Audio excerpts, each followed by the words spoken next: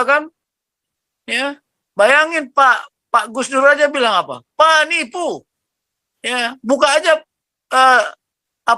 komentarnya Pak Gus Dur. Jadi Gus Dur itulah yang sebenarnya ya presiden ya, walaupun dibilang mereka buta, tapi hatinya nggak buta loh. Dan dialah saya kira presiden yang bisa membuat suatu perubahan besar ya, perubahan besar kalau menurut saya. Dia menanamkan makanya dia disebut Bapak Plural. Ya, Bapak pluralis ya kan. Nah itu. Yang lainnya ini aduh ngikutin angin kemana gitu loh. Angin berembus ke kiri, angin berembus ke kanan gitu loh. Jadi hanya mengikuti aliran sungai aja, nggak berani melawan gitu loh ya. Kita melawan dengan apa? Kekuatan kita di mana coba? Apa kekuatan kita? Kan ini semangat doang. Damai itu indah, masa lupa? Ya kan, tapi sekarang nggak ada lagi karena perangnya perang ide. Datang Munir waktu itu belum dia mati. Ya, waduh, Kodam Jaya perang dengan cara lain. Masuk di TV kan? Damai itu indah, damai itu bahagia, damai itu sejahtera. Wah, muncul lagi lawannya. Damai itu indah kalau Pak Harto diadili. Kan kacau lagi. Nah, di mana mau damai? Ini damai itu indah kalau gereja ditutup, kan begitu. Damai itu indah kalau toa berkumandang. Ini kita nggak ngerti lah ya. Katanya, segala macam sekarang haram. Musik haram, nyanyi haram, apa haram, semua haram. Ini kita di-framing. Kenapa? Kita itu diindoktrinasi, bukan doktrin. Pancasila itu doktrin. Ya, kompasnya udah jelas. Ya, itu Undang-Undang Dasar 45, pembukaan itu. Batang tubuhnya memperkuat apa yang ada di pembukaan. Ya cobalah, kemarin saya kaget juga, saya mengikuti, Pak Soekarno bukan nasionalis, tidak nasionalis, bukan proklamator, hebat juga komentar kita. Tetapi kalau kita mau komentar seperti itu ya kita harus ada alasannya ya, jangan sampai nanti nggak ada alasan. Ini ada Pak Junias Bentowing bergabung ini. Pak Junias, silakan Pak.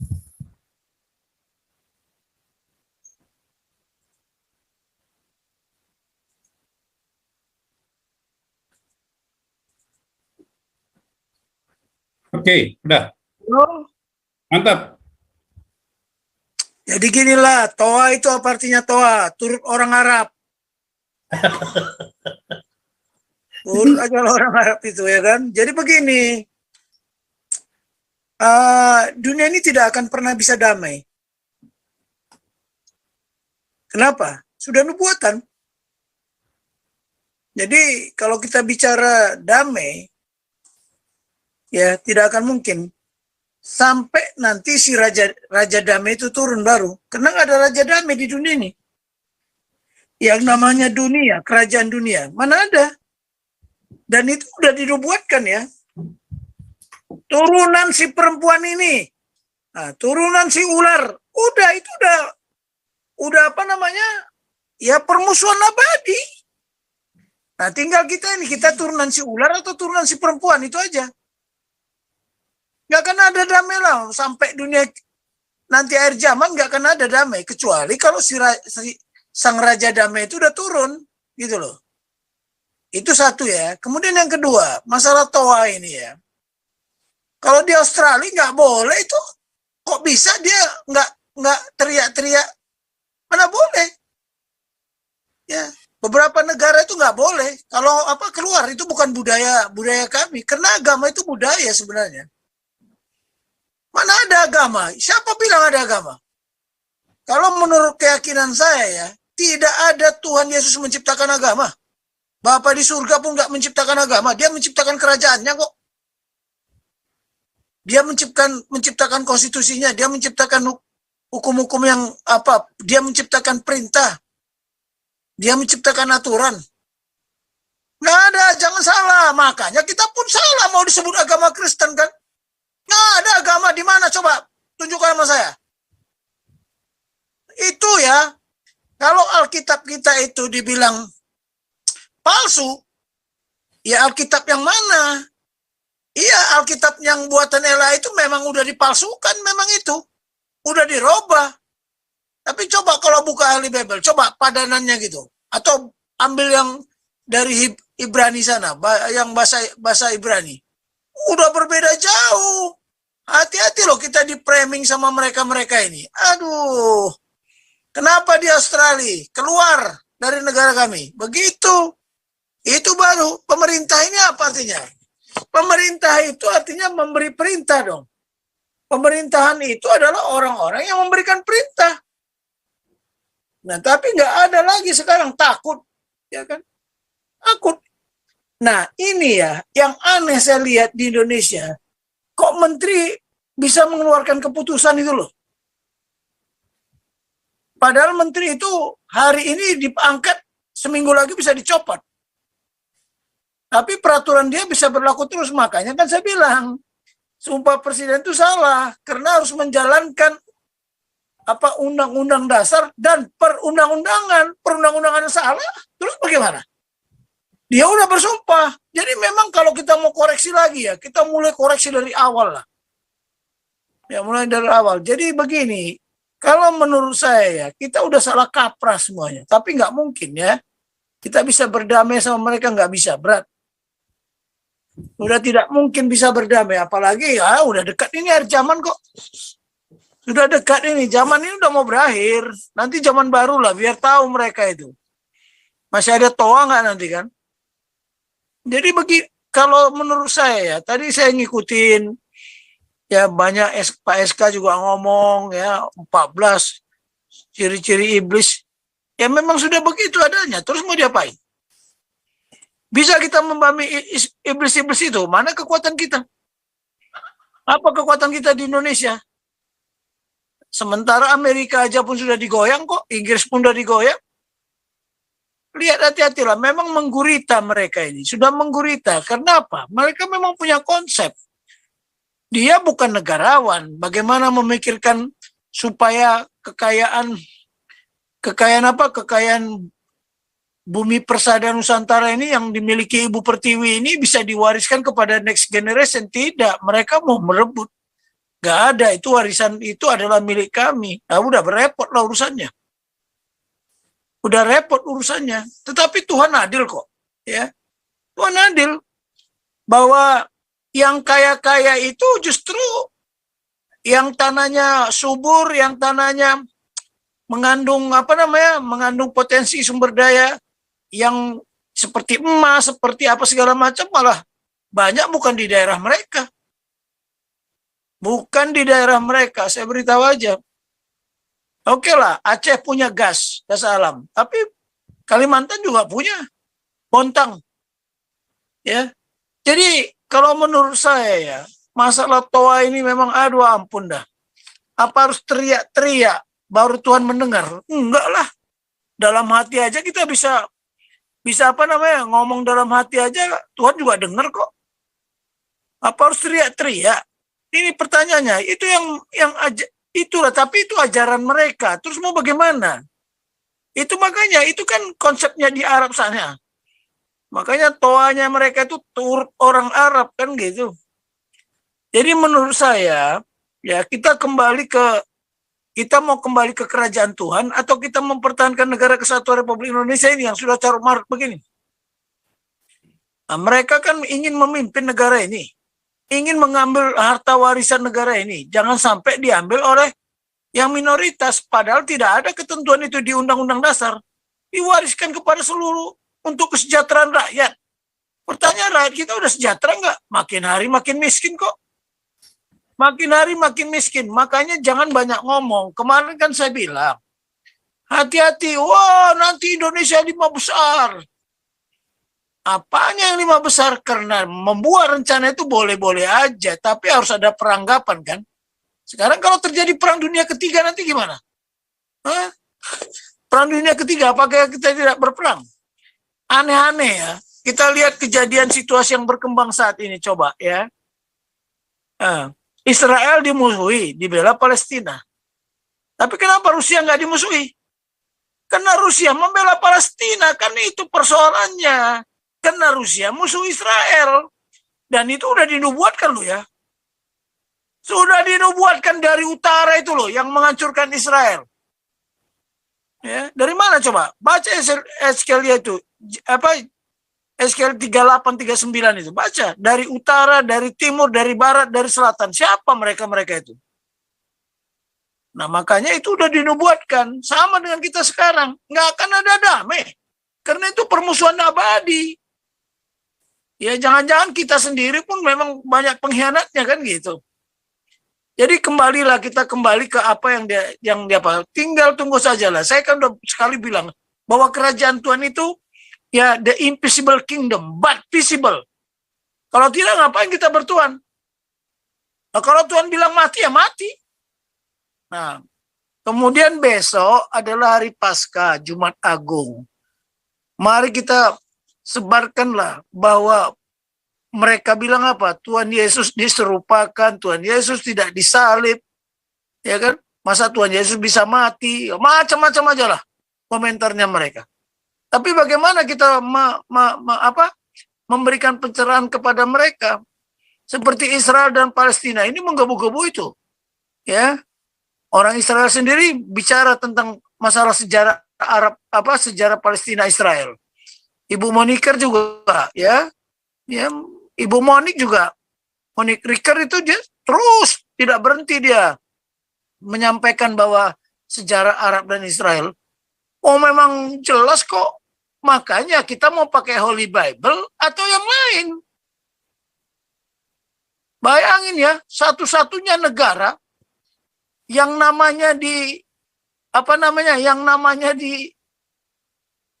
diberikan oleh Tuhan, ya Israel.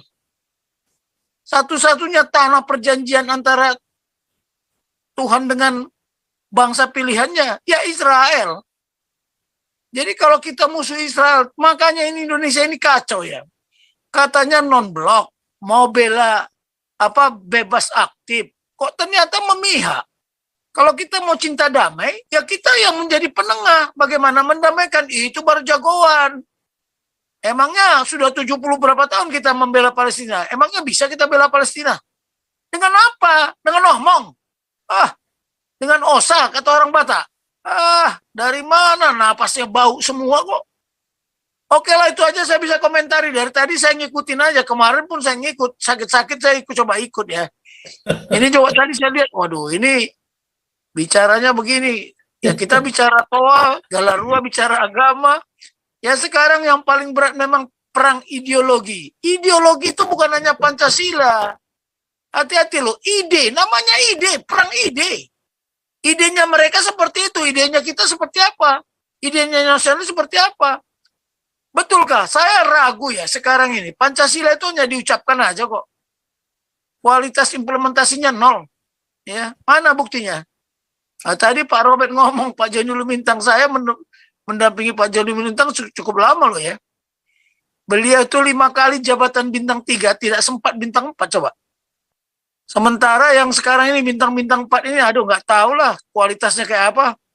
Hanya bernasib baik, bukan berkualitas baik kan begitu.